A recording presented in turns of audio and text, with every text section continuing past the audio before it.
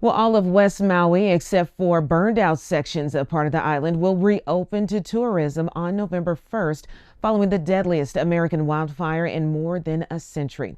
Matt Finn has more from Los Angeles. The Aloha State is gearing up for a big influx of tourists starting next month. Mayor Richard Bisson announcing all of West Maui, except burned out sections of Lahaina, will reopen on November 1st, following a soft reopening in October. Officials asked tourists to stay away following the wildfires in August, the deadliest in modern American history. But now they're getting ready to make more than 11,000 hotel rooms available, despite thousands remaining homeless after the fires swept through. We're appealing to people's conscience, I don't know how else to say it, to see if they will do what we think is the right thing to help someone. If you have a vacant unit and there's a family that can use it. The state is now reimbursing residents up to $1,500 a month for putting up neighbors or other displaced people, part of a broader plan to get life back to normal on the island, despite lingering concerns about toxic ash left over from the fires. I understand that people do have concerns, and everybody has the right, to their own feelings about the safety. And while some residents drafted a petition opposing the reopening, others say they're ready to start moving forward. The Lahaina of today and the Lahaina of the past 100 years is not the Lahaina that was always there. And that's really important to remember because it reminds us that it can be different in the future. Officials also say this timetable is voluntary and each business should make its own decision about when to reopen. In Los Angeles, Matt Finn, Fox News.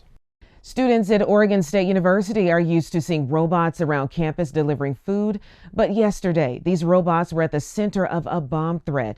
Jeffrey Lindblom has details from the scare. Late Tuesday morning, Oregon State University officials reported a student had told them a bomb had been placed in one of these robots that students say commonly seen around campus.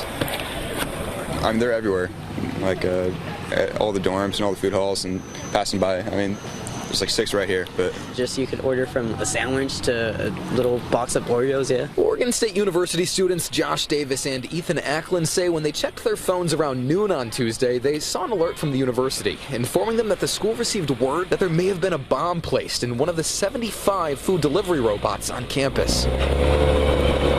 Well, we got it over text that first it was just suspicious activity with the robots, and then we got another text about there being an IED in it.